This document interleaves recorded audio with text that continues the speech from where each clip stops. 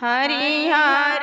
बासवा काटाई पापा माळा वाछवलनु हो ताई माळावा कैल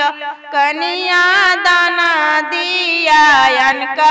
घरे भेजलनु हो ताई माळावा कैल कनिया दाना दियायनका घरे भेजलनु हो सुखल टाटाई रोटी खइती करई ओ त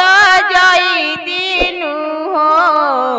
तहराही सेवा पापा करती त जिंदगी बिताई लेती हो सुखल टाटाई रोटी खइती तरही ओ त जइतिनु हो तहरोही सेवा पापा करती त जिंदगी बिताई लेती हो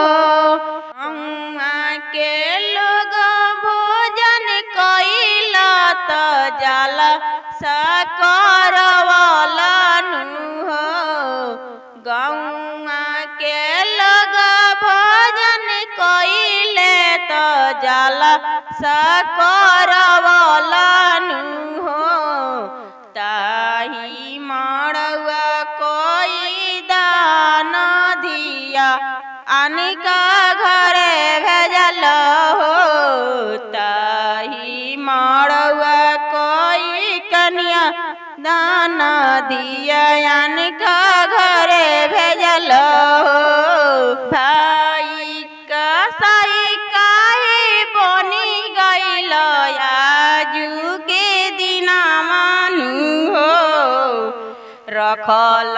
ना रखिया के लाजत बनी गइल दुश्मन हो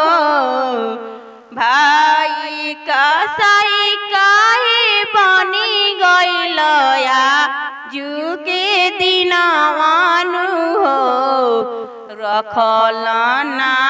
रखिया के लाजत बनी गइल दुश्मन हो बेटी पराया कहत रहल त सुदी ना देखावत रहल हो बेटी पराया कहत रहल त सुदी ना देखावत रहल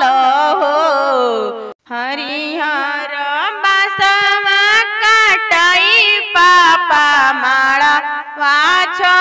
वाछवलनु हो ताई माळावा कैल कनिया दाना दियायनका घरे भेजलनु हो ताई माळावा कैल कनिया दाना दियायनका घरे भेजलनु हो।